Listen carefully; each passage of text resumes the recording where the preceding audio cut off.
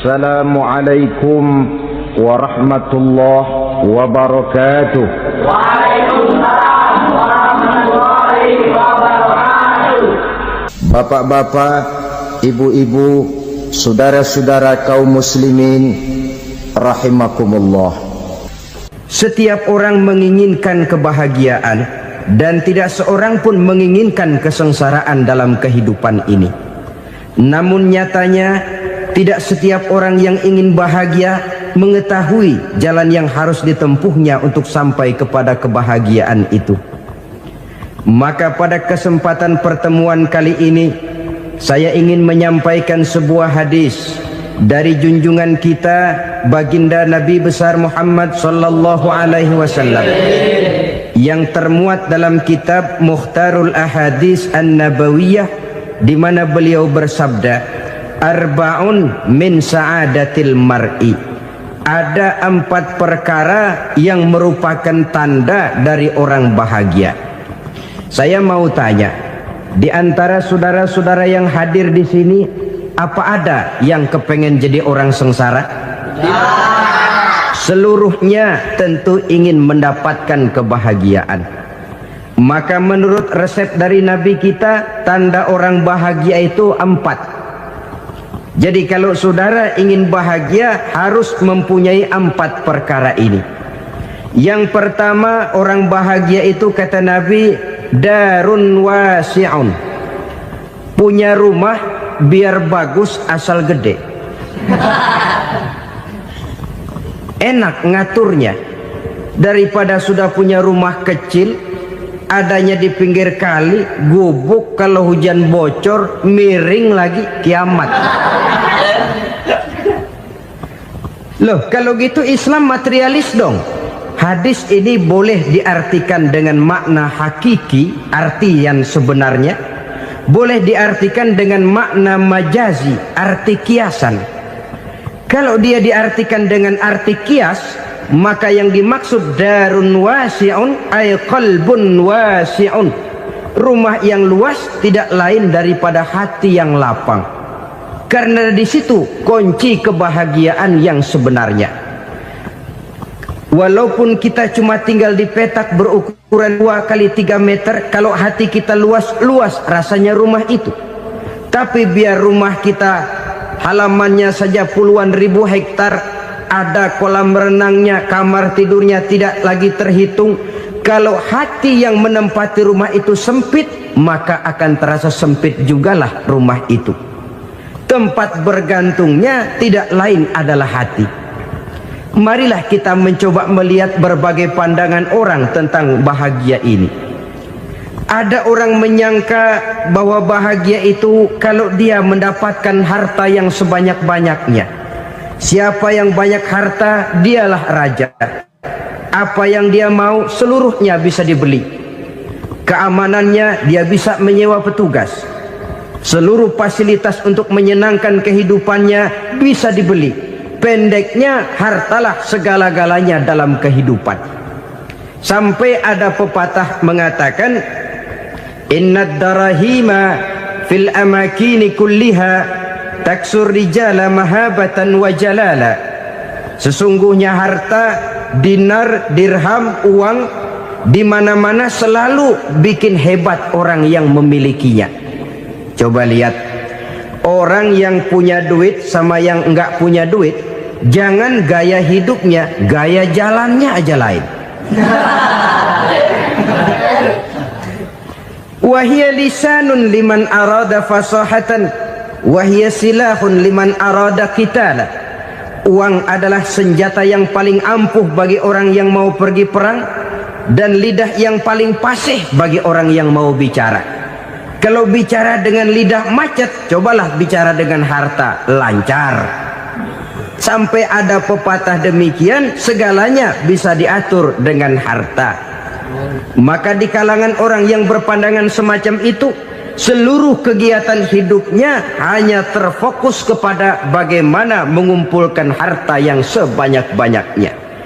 Tidak peduli halal haram, tidak kenal sore pagi siang dan malam, tidak sempat sujud, jauh dari agama, jauh dari kehidupan yang bersifat ruhaniyah, jauh dari Allah dan sebagainya, sampai dalam Al-Quran dikelompokkan dalam kelompok yang dinamakan lumazah. Allazi jama'a malahu wa 'addadah yahsabu anna malahu akhladah. Mereka mengumpul-ngumpulkan harta sebanyak-banyaknya dan menyangka bahwa harta yang banyak itu dapat mengekalkan hidupnya, mengekalkan kekayaannya, mengekalkan kebahagiaannya. Saudara hadirin yang berbahagia, kalau pandangan hidup ini benar, artinya kalau harta memang merupakan satu-satunya hal yang dapat membuat orang bahagia, tentu di rumah mewah tidak akan pernah ada tangis derita. Tentu di satu tempat di mana fasilitas hidup serba menunjang tidak ada yang namanya penderitaan. Tapi suka dan duka, sedih dan gembira, senyum dan tawa adalah milik setiap orang, baik dia punya harta maupun dia tidak punya harta. Nyatalah bahwa harta semata-mata bukan merupakan jaminan bahwa orang akan bahagia, walaupun tanpa harta orang sulit untuk bahagia. Saya mau cerita, ada orang super kaya, namanya Aristotle Onesimus, raja tanker Yunani. Dia punya kapal tanker saja konon sampai 11 banyaknya. Punya perusahaan penerbangan yang disebut Olympic Airlines. Punya hotel di berbagai kota besar di dunia ini, sejak dari New York, London, Paris, Rome dan sebagainya. Bahkan punya pulau yang dia namakan Pulau Scorpio. Ini kan namanya sudah kaya nggak tanggung-tanggung, punya pulau. Nah, dia punya 2 orang anak, yang satu laki-laki namanya Alexander, yang satu perempuan namanya Maria Onesimus. Seluruh harapannya tertumpah kepada anak lakinya Alexander ini, yang akan meneruskan usahanya, meneruskan kekayaannya, meneruskan dinastinya. Apa yang terjadi? Ternyata anak yang dia harapkan yang bernama Alexander ini mati muda dalam kecelakaan pada waktu dia olahraga. Apa olahraganya? Namanya olahraga anak orang kaya, golongan jet set. Olahraganya olahraga pesawat terbang. Jatuh, ya nggak kapungut, habis mati. Tinggal satu anak perempuannya, Maria Onesimus. Tapi anak perempuan ini juga malah urakan. Terakhir dia pacaran, bahkan kemudian kawin sama orang Rusia. Rupanya Aristotle Onesimus ini broken. Kekayaannya yang berlimpah ruah, perusahaannya yang begitu banyak, siapa yang akan meneruskan? Siapa yang akan menggantikan? Sampai kemudian dia mengurung diri di Pulau Scorpio dan mati di sana secara mengenaskan. Seorang multijutawan, seorang yang super kaya, mati menyendiri di pulau sepi. Ibarat kata pepatah, anak ayam mati di lumbung. Bukan kekurangan makanan, keurugan makanan. Begitu kehidupan Aristotle Onesimus. Dan banyak orang-orang yang sudah demikian kaya sampai dibingungkan oleh kekayaannya sendiri. Telusurilah kehidupan David Rockefeller misalnya, Henry Ford misalnya, Adnan Khashoggi misalnya. Multi jutawan yang kadang-kadang dibuat keder oleh kekayaannya sendiri. Pantas ketika Imam Ali ditawarkan orang, "Ya Ali, kalau kepadamu disuruh pilih ilmu atau harta, kau pilih mana?" Ya jelas pilih ilmu dong. Kenapa? Pertama, ilmu kalau kita berikan kepada orang lain tambah. Tapi harta kalau kita berikan kepada orang lain kurang. Saudara punya uang 10.000, dibagi orang 5.000, jelas uang saudara berkurang. Tapi saudara punya ilmu, diberikan kepada orang lain bisa, saudara pun makin mantap. Tidak lantas jadi bodoh karena ngajarin orang. Saudara bisa Fatihah lalu mengajarkan orang Fatihah, orang bisa, saudara pun makin hafal. Tidak lantas setelah diajarin orang ilmunya hilang. Begitu datang dia minta orang, tolong ajarin saya Fatihah. Udah habis, nggak ada.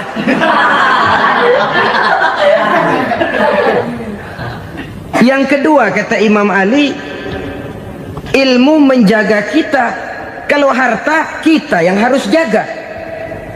Makin banyak ilmu, makin terpelihara diri seharusnya. Tetapi makin banyak harta, makin bingung kita jaganya. Sampai kadang-kadang kalau perlu seluruh keliling rumah dipasangi alarm. Belum cukup disewakan anjing besar-besar, pasang di depan pintu, awas anjing galak. Masih belum cukup juga, cari centeng tukang-tukang kepruk jaga rumah. Masih terasa belum aman, padahal rumahnya dikelilingi tembok besar. Di balik tembok ada pintu-pintunya tebal. Di balik pintu itu terbuka masuk kamar, kamar pun ada pintunya, pintunya pun kuat. Masuk ke dalam kamar ada lemari, lemarinya pun pintunya kuat, dikunci, kuncinya pun kuat. Tapi terhadap seluruhnya yang timbul cuma sekedar was-was saja. Kesimpulannya sekali lagi, tanpa harta orang memang sulit untuk bahagia. Tapi harta semata-mata tidak merupakan jaminan orang akan bahagia. Dengan hati yang luas, itu modal utama untuk mencapai kebahagiaan hidup. Orang yang hatinya luas, saudara-saudara, punya hati yang lapang, melihat kenyataan hidup ini, dia bersyukur senantiasa kepada Allah. Lantas tidak timbul hasud dan iri hatinya. Oleh karena itu jiwanya selalu lapang. Kalau tidak, cupik hati namanya, dangkal pandangan, tidak senang melihat orang lain dapat nikmat, dan itu sering dijadikan contoh. Kalau orang yang lapang dada, dia lihat tetangganya beli TV baru, dia berkata, alhamdulillah ya, tetangga kita beli TV, mudah-mudahan kita bisa ikut nonton. Lapang dadanya. Tapi orang yang sempit hati, lihat tetangga beli televisi, meriang. Enggak dia apa-apain, meriang. Besoknya dengar tetangga beli motor, makin sakit, ke rumah sakit. Lalu di rumah sakit dengar tetangganya beli mobil, mati. Disiksa oleh perasaannya sendiri. Orang kalau hati sudah sempit dalam hidup, kemanapun dia pergi, sempit rasanya medan kehidupannya. Kemudian kita melihat juga ada orang yang menilai bahwa bahagia itu katanya kalau punya kedudukan yang tinggi, pangkat yang agung, wibawa yang besar. Mungkin betul, tapi mungkin juga tidak. Bergantung kepada hati orang yang punya pangkat itu. Sama dengan harta tadi. Harta akan membawa bahagia kalau dia jatuh ke tangan orang yang berhati lapang. Tapi harta akan jadi bencana kalau jatuh ke tangan hati orang yang sempit. Pangkat akan membawa bahaya kalau jatuh di tangan hati orang yang sempit. Lebih dari itu, kenyataan mengajarkan kepada kita bahwa ternyata pangkat dan jabatan tidak selamanya memberikan kebahagiaan dalam kehidupan. Bahkan resikonya kelewat besar. Beberapa bukti kita bisa ambil dari para pemimpin dunia yang menjadi korban lantaran pangkat dan jabatan yang disandangnya. Saudara ingat Presiden Abraham Lincoln dan John Kennedy dari Amerika? Dibunuh orang. Park Chung-hee dari Korea Selatan, Ziaur Rahman dari Bangladesh, Anwar Sadat dari Mesir, terakhir Indira Gandhi dari India, menjadi korban dari pangkat dan jabatan yang disandangnya dari orang-orang yang tidak senang dia memegang jabatan itu. Dia akan mudah mengundang bencana. Sehingga pantas kalau seorang presiden terkemuka Amerika, Harry Truman namanya, dia mengatakan jabatan presiden itu, kata dia, seperti orang nunggang macan, naik macan. Harus kita taiki, kalau enggak dia bakal nerekam kita, ngeri katanya. Adapun orang yang hatinya lapang, kalau dia menerima pangkat dan jabatan, dianggapnya itu satu kesempatan untuk berbuat baik. Tapi orang yang berhati sempit, menerima pangkat dan jabatan, bukan kadang-kadang menerima, malah berusaha setengah mati mencapai dengan segala cara. Kalau perlu jilat atas, jilat atas. Jadi golongan sumuhun dawu. Jadi kelompok kulon nuwun, yes sir, yang kerjanya cuma oke bos. Kalau perlu jilat atas, jilat atas. Kalau perlu injak yang bawah, injak yang bawah. Perlu sikut kiri kanan, sikut kiri kanan. Yang penting pangkat dapat, jabatan dapat. Orang yang semacam ini, kalau sudah mempunyai pangkat dan jabatan, biasanya dia tidak menganggap itu sebagai amanah, tidak menganggap sebagai kesempatan berbuat baik, tapi malah kesempatan untuk memperturutkan hawa nafsunya yang dilatar belakangi oleh kesempitan hatinya tadi. Apalagi kalau orang memperoleh pangkat karena banyak mengeluarkan uang, seakan-akan pangkat dan jabatan itu sekarang macam proyek pakai tender. Siapa yang berani bayar segini naik, nggak berani minggir. Padahal logikanya, kalau orang mencapai satu jabatan karena banyak mengeluarkan uang, hampir bisa dipastikan bahwa setelah jabatan itu dia pegang, langkah pertama yang akan dilakukannya ialah berusaha bagaimana uang yang dia keluarkan supaya kembali. Ya paling kurang pulang modal dulu dong. Soal mikirin rakyat soal nanti, tapi ini modal harus pulang. Itu celakanya kalau orang memperoleh pangkat dan jabatan cuma karena banyak mengeluarkan uang. Jarang orang yang mempunyai keyakinan dan pandangan bahwa pangkat dan jabatan merupakan amanah.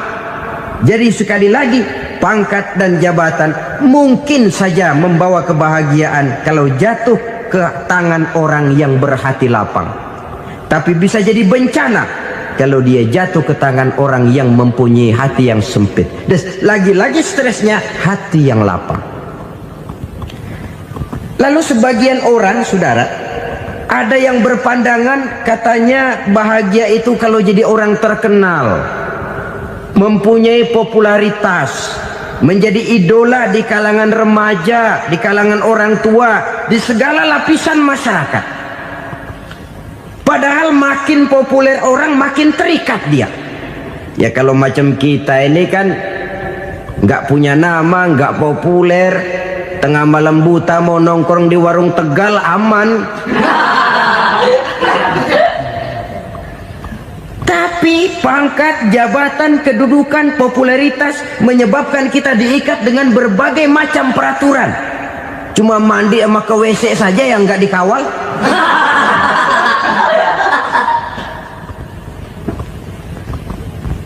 Benarkah popularitas, ketenaran membawa kebahagiaan? Mungkin. Ya, tapi mungkin juga tidak. Kenapa? Banyak orang-orang populer yang mengakhiri hidupnya secara tragis. Kita ambil beberapa nama. Di Amerika tahun 60-an ada bintang seksi paling terkenal yang dijuluki seks bom. Bom seksi. Sampai sekarang jadi legenda, namanya Marilyn Monroe. Singkatan dobelnya itu inisialnya MM, Marilyn Monroe. Terkenal top sampai dia mati tahun 62. Namanya sekarang masih saja dibicarakan orang. Kenapa dia bunuh diri? Tidak punya hartakah dia? Banyak. Kurang populerkah dia? Seluruh dunia mengenalnya. Sejak rakyat kecil sampai pejabat tinggi dia punya hubungan. Kenapa? Jenuh. Dia terlahir dalam keadaan yatim. Setelah itu tidak lama dia berangkat remaja, ibunya meninggal. Pindah dari wanita asuh ke wanita asuh sampai 12 orang ibu angkatnya. Dan kekecewaan yang paling parah, setiap laki-laki yang dekat dengannya hanya seperti kapal berlabuh. Datang dan pergi silih berganti. Padahal dia merindukan seseorang yang bisa melindungi hidupnya. Dia rindukan itu dan dia tidak pernah menemukan. Itu yang akhirnya menyebabkan dia minum pil tidur kelewat dosis, minum obat tidur kebanyakan, ya tidur terus sampai sekarang.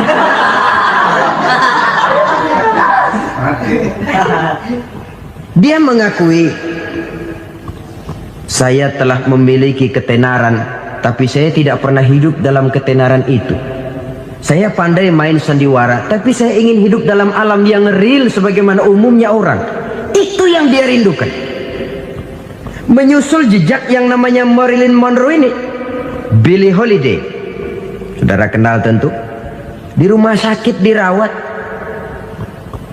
Dia juga minum obat overdosis, mati lagi. Jimi Hendrix minum obat tidur overdosis kelewat batas, mati lagi. Lalu yang menghanyutkan diri di danau, Janis Joplin dan Brian Jones.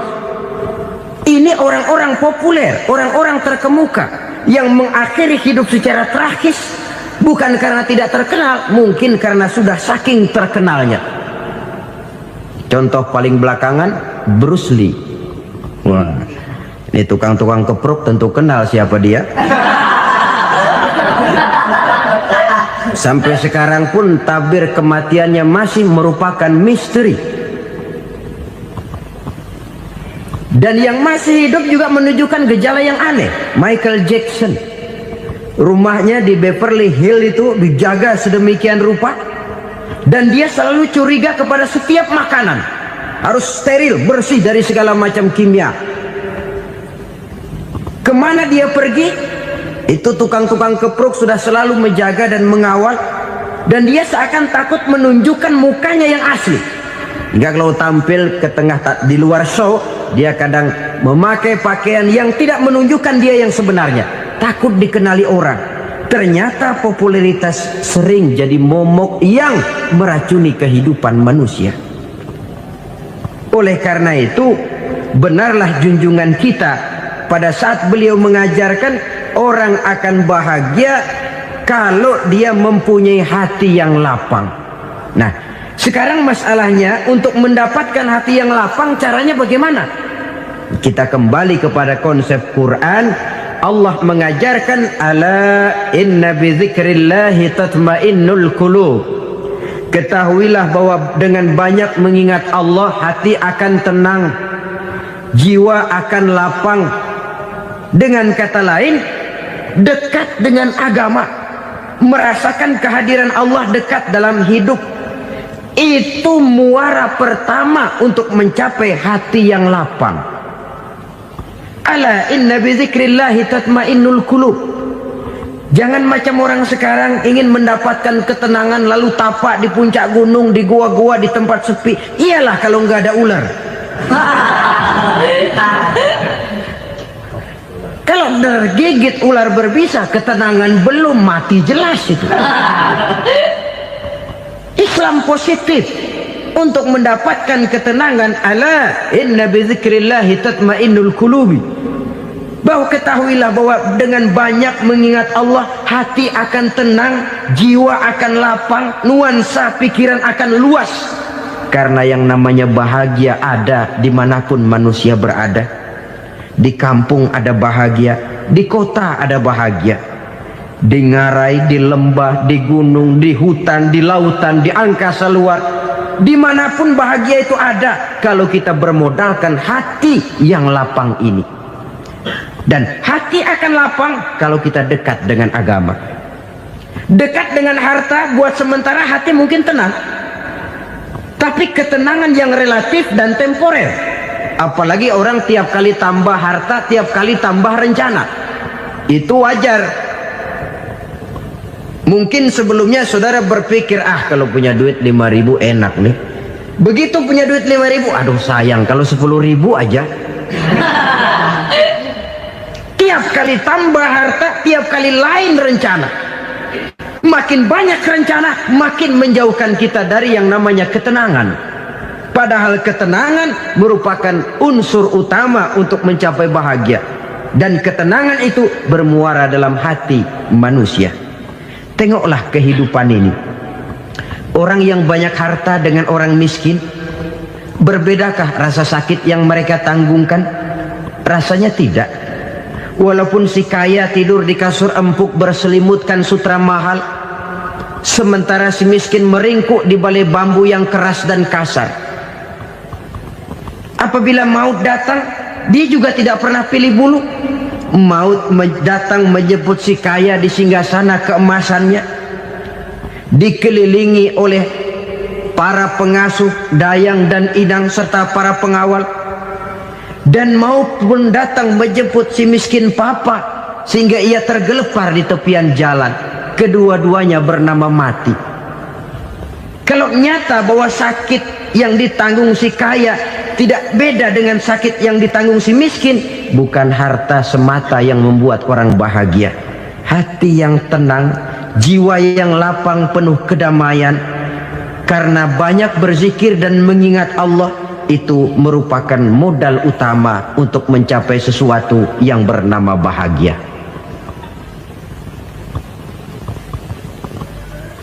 Saudara hadirin yang saya hormati, inilah yang pertama dari 4 ciri yang digambarkan oleh Nabi tentang tanda-tanda orang bahagia. Dan harus berangkat dari yang pertama ini, hati yang lapang. Ini yang harus kita miliki lebih dahulu, baru nanti akan menyusul kepada poin yang ketiga, kedua dan selanjutnya. Sebab kalau hati sudah terisi dengan jiwa yang lapang, seluruh persoalan insya Allah akan bisa kita atasi dengan sebagaimana mestinya. Yang kedua sekarang, tanda orang bahagia menurut baginda Nabi, markabun syariah. Orang bahagia itu, kata beliau, punya kendaraan biar cepat asal lancar. Artinya kemana dia mau pergi mudah. Apa maksud hadis ini? Kalau kita kaji lebih dalam, kendaraan itu kan alat transportasi. Transportasi tidak lain adalah usaha memudahkan komunikasi. Pindah dari situ kepada teori bahwa manusia adalah zon political, makhluk bermasyarakat yang tidak bisa memenuhi kebutuhan hidupnya secara sendirian. Kita memerlukan keberadaan orang lain dalam kehidupan ini. Untuk memakai baju saja kita sudah perlukan petani yang tanam kapas, pabrik yang memintal kapas jadi benang, pabrik yang menenun benang jadi kain, sampai kepada mesin jahit, sampai kepada tukang jahit. Itu cuma untuk memakai pakaian saja. Tidak seorang pun di antara kita yang sanggup memenuhi kebutuhan hidupnya secara sendiri. Kita perlu orang lain. Maka kebebasan dalam arti mutlak, kebebasan tanpa batas, itu tidak mungkin ada dalam kehidupan. Karena kita mengadakan yang disebut interaksi sosial. Setiap kegiatan kita tentu melibatkan orang lain. Menurut kita barangkali kita bebas jalan di jalan raya semaunya, tapi orang lain berkendaraan pun merasa bahwa ini ada juga jalan haknya, dan begitu selanjutnya. Oleh karena itu, maksud dari kendaraan yang cepat ini adalah khulata'uhu ma'as solihin. Lingkungan pergaulannya terdiri dari orang-orang soleh. Pergaulannya luas. Kemana dia pergi ada temannya. Kesulitannya ada tempat dia cerita.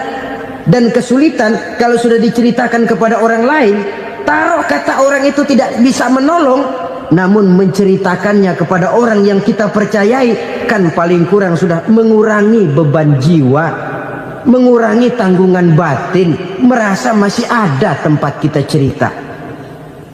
Maka lebih baik orang awam yang mau bergaul ketimbang orang setengah alim tapi ngunci pintu. Sebab nantinya akan timbul sikap picik, cupik pandangan, dan tidak luas menghadapi kenyataan dalam kehidupan ini. Namun yang harus kita garis bawahi, pergaulan memang mesti luas. Namun jangan sekali-kali lupa bahwa pergaulan sangat besar pengaruhnya dalam ikut membentuk kepribadian manusia. Sehari-hari bisa kita bilang, kalau kita dekat sama tukang minyak wangi, sekalipun nggak dibagi minyaknya, baunya tentu dapat. Betul? Tapi dekat sama tukang elas, walaupun nggak kena apinya, asapnya mesti kena. Kalau Syauqi mengatakan lebih jelas lagi, man asyaral asrafa asya musyarrafan wa muasyiral anzali ghairu musyarrafin. Awalam taral jildal hakira muqabbalan bisagri lamma sara jildal mushaf. Siapa yang bergaul dengan orang mulia, dia bakal ikut menjadi mulia. Tapi siapa yang berteman dengan orang hina, dia tidak bakal ikut menjadi mulia. Tidakkah kau lihat, kata Syauqi, kulit kambing yang hina pun dicium orang ketika menjadi kantong Quran. Kulit kambing hina, kalau dia sendirian gak ada yang mau cium. Tapi begitu dia bergaul dengan Quran, menjadi kantong Quran, dipakein minyak wangi, ditaruh di tempat yang tinggi, mau diambil dicium dulu, dibawa dengan penuh hormat dan hati-hati. Kulit kambing yang hina lantaran berteman dengan Quran, numpang mujur. Tapi coba lihat kalau kulit kambing berteman dengan kayu, jadi beduk, habis. Zohor dikemplang, asar dipukul. Itu pun sedikit saja, cuma salah milih teman. Yang temennya Quran dihormati orang, yang temennya kayu lantaran jadi beduk, gelap-gelap subuh orang udah kemplangin.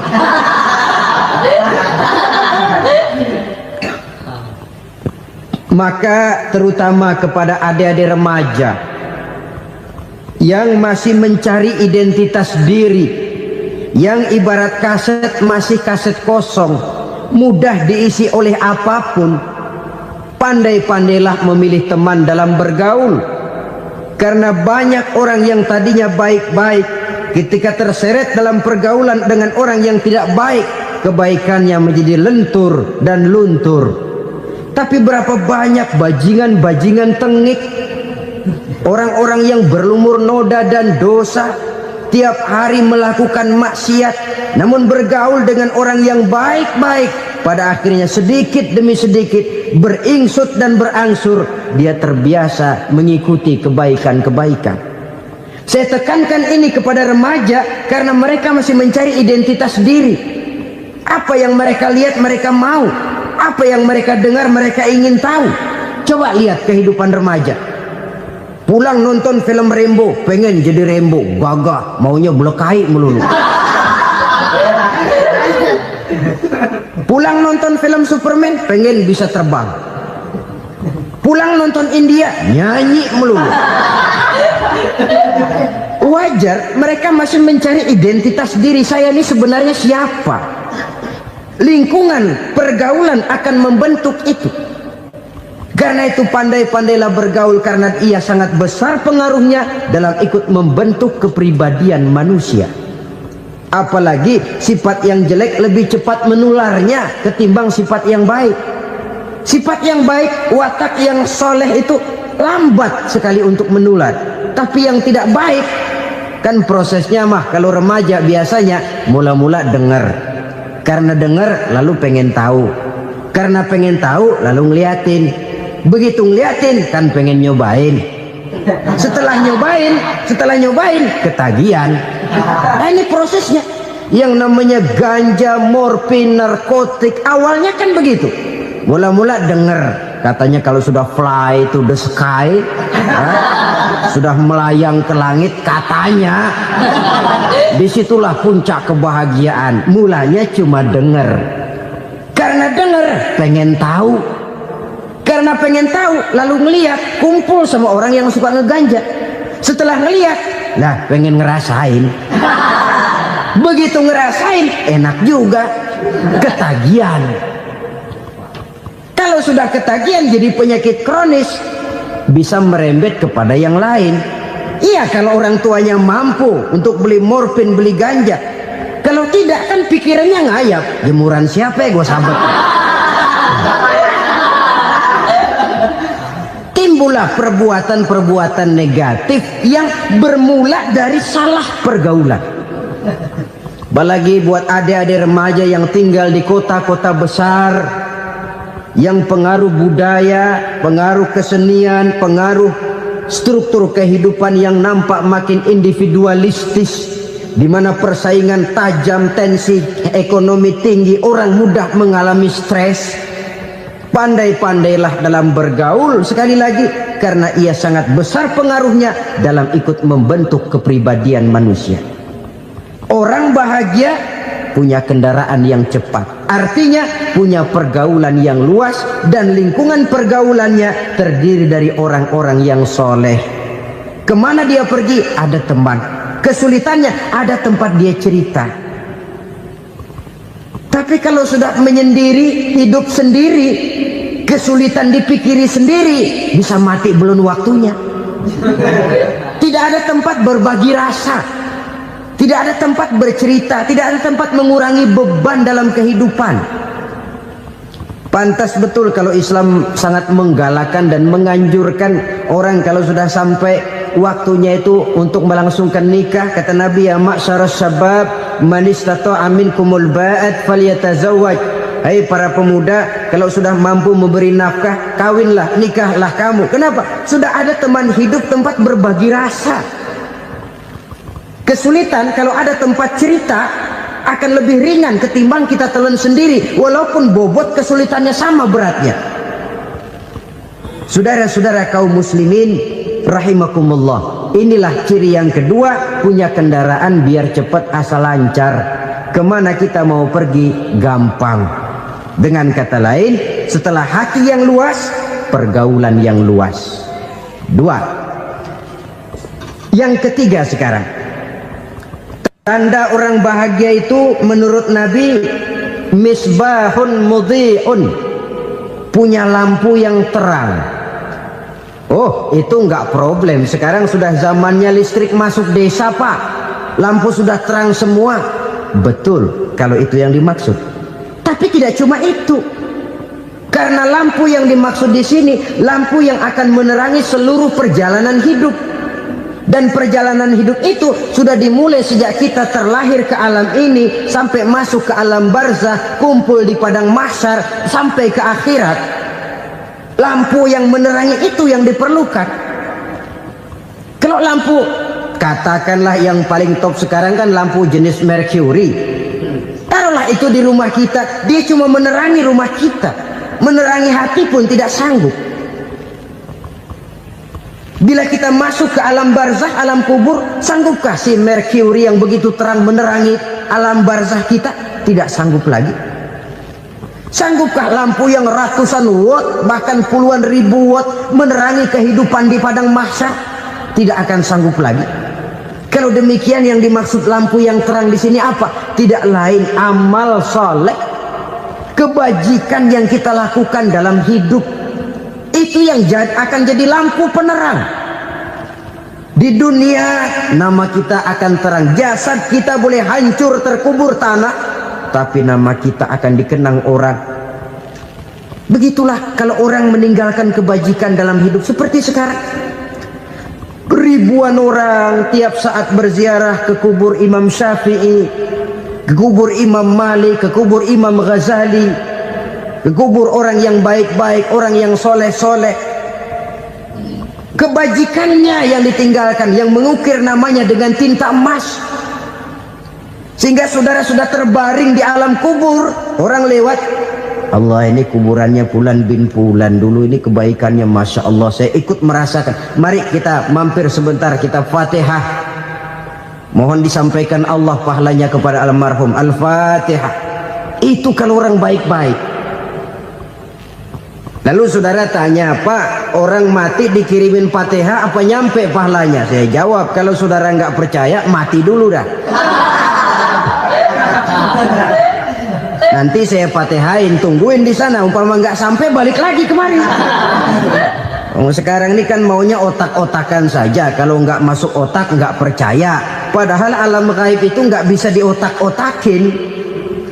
Sama saja dengan saudara pernah dengar cerita kapal tanpa emas tenggelam kan? Pernah nggak? Di mana? Ya, di laut Masalembo.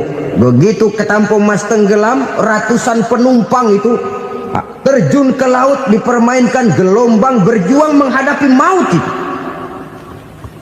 Orang lagi timbul tenggelam di lautan, dihantam ombak, kita tengokin pakai helikopter.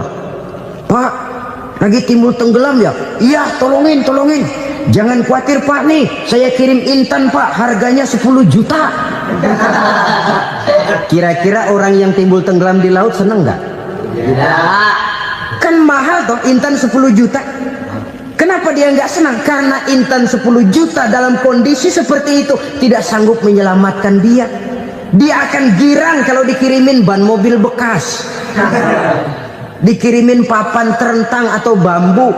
Intan yang 10 juta dia nggak girang, ban mobil bekas yang 1000 perak tuh pegang, itu yang dia girang betul. Inilah sebabnya Nabi berkata, mal mayyitu fi qabrihi illa kal ghariqil mutaghawwis. Orang yang meninggal di alam kuburnya seperti orang timbul tenggelam di lautan. Yantaziru da'watan min ahli, menunggu doa dari keluarganya yang masih hidup. Duh, bapak saya sudah meninggal, saya sayang benar sama dia. Kirimin kulkas ke kuburannya Itu sama saja dengan tadi orang tenggelam di lautan dikirimi intan yang harganya 10 juta, ndak sampai. Begitulah kalau kebajikan yang kita tinggalkan dalam hidup, sudah mati pun kubur kita masih diziarahi orang. Tapi kalau jahat yang kita tinggalkan, boro-boro lah orang mau doa lewat dekat kuburan kita juga serem. Tuh bajingan no, dulu mati dipendem di situ tuh. Jangan lewat situ, ntar kesurupan, jangan. Lewat saja orang ngeri. Konon lagi membacakan Fatihah dan mengirimkan doa. Hidup pada hakikatnya adalah kesempatan untuk berbuat baik. Maka sekali kesempatan itu diberikan, manfaatkan dengan sebaiknya. Sebab kesempatan kedua tidak akan pernah ada. Kesempatan berbuat baik di sini, di akhirat sudah pembalasan namanya. Sekali kesempatan itu dicabut, dia tidak akan pernah dikembalikan lagi.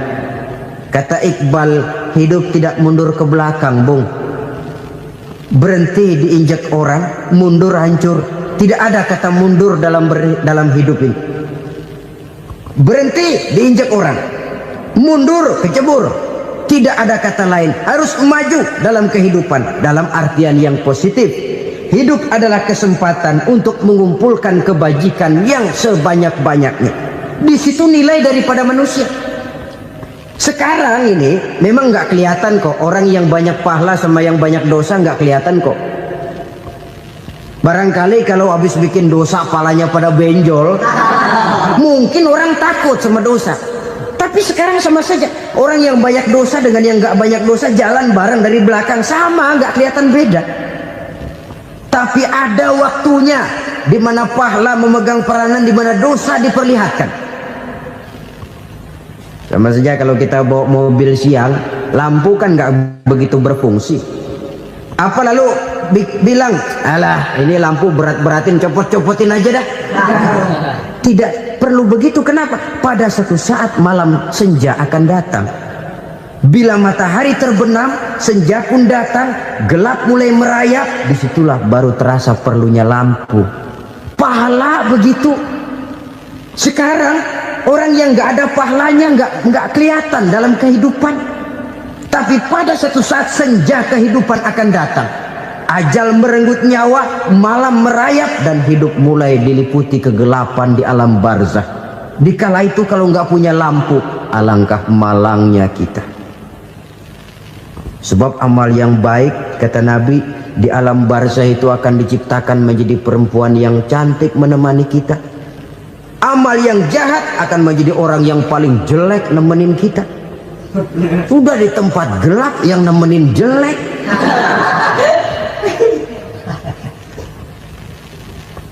Kaum muslimin rahimakumullah. Kalau demikian masalahnya, tergantunglah kita pandai memanfaatkan waktu. Al-waktu kasayf, waktu itu cepat sekali. Yang namanya waktu itu tahu-tahu. Tahu-tahu udah tahun 87. Tahu-tahu udah begitu. Tahu-tahu yang kemarin anak-anak, sekarang udah pada punya anak. Tahu-tahu saja itu. Begitu cepat waktu berlalu. Kalau tidaklah pandai kita memanfaatkannya, akan rugi kita. Nabi bersabda, "Man kana yaumuhu khairun min amsihi fahuwa rabih." Barang siapa yang hari ini lebih baik daripada hari kemarin, itu orang untung. Hari ini lebih baik daripada kemarin. Bulan ini lebih baik dari bulan kemarin. Tahun ini lebih baik dari tahun kemarin. Itu orang yang beruntung. Tahun kemarin sembahyangnya maghrib doang, sekarang udah tambah isya.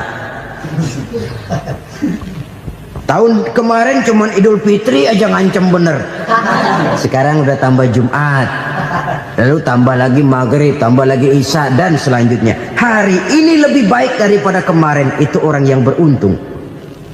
Wa man kana yaumuhu mithlu amsihi fahuwa khasir. Lalu barang siapa yang hari ini sama saja dengan hari kemarin, itu orang rugi. Hari ini sama dengan kemarin, rugi itu. Bulan ini begitu, bulan kemarin begitu, tahun ini begitu, tahun lalu juga begitu. Rugi itu orang. Rugi apa? Rugi umur. Umur tambah, amalan gak pernah tambah. Dan saya pikir lebih merupakan azab ketimbang nikmat kalau orang dikasih panjang umur cuma untuk numpuk dosa. Mending mana? Panjang umur banyak dosa sama pendek umur dikit dosa? Mending mana? Mending mana? Ya, paling mending tentu panjang umur banyak pahala. Tapi kalau tidak, sekali lagi, lebih merupakan azab ketimbang nikmat kalau orang diberikan panjang umur tapi cuma untuk sekedar menumpuk dosa. Kehilangan kesadaran bahwa dunia bukan terminal akhir dari satu perjalanan. Dia cuma halte di mana kita berhenti sebentar untuk menuju kepada terminal yang hakiki. Saudara-saudara kaum muslimin rahimakumullah, inilah lampu yang akan menerangi kehidupan, amal yang kita lakukan di dalam kehidupan. Jadi yang dimaksud dengan lampu yang terang, kebajikan yang kita kerjakan dalam hidup.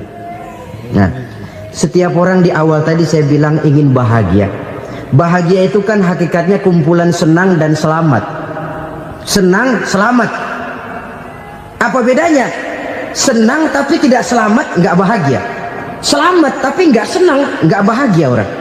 Contoh, kalau orang korupsi, duitnya banyak, senang dia, tapi keselamatannya. Ada tentara baris di samping rumahnya udah bingung, padahal tentara latihan. Tentara cuma latihan, dia bingung. Senang, tapi karena keselamatannya tidak terjamin, dia tidak bahagia. Sebaliknya pegawai negeri jujur benar, cuma segaji-gajinya, selamat nggak korupsi, tapi melarat, ya nggak bahagia juga, kurang senang. Kesenangan dan keselamatan untuk dunia saja, ya sekali lagi, kalau cuma sekedar untuk dunia saja, bisa dibeli pakai uang. Bisa dibeli pakai uang. Saudara ingin selamat, bisa dibeli pakai uang. Saudara ingin senang, bisa dibeli dengan uang. Tapi setelah mati, masuk ke alam barzah, habis kekuasaan uang. Nggak bisa lagi beli keselamatan pakai uang. Tidak mungkin lagi membeli kesenangan dengan uang. Di situ pahala yang megang peranan. Makin banyak pahala, makin banyak saham untuk membeli kesenangan dan keselamatan, untuk memperoleh yang namanya bahagia. Dan jangan lupa loh, di alam barzah kita nggak sebentar, menunggu datangnya kiamat.